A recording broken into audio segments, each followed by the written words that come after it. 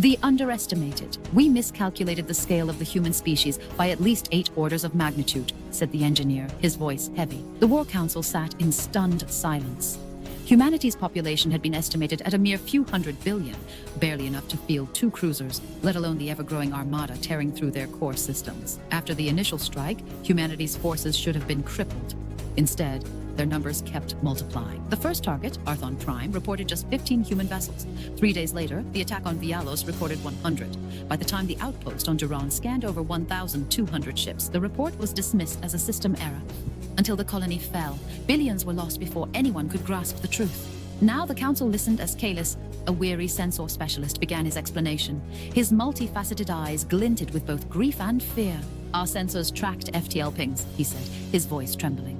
The frequencies humans use are exponentially higher than anything we've encountered. Gamma range emissions beyond our typical readings.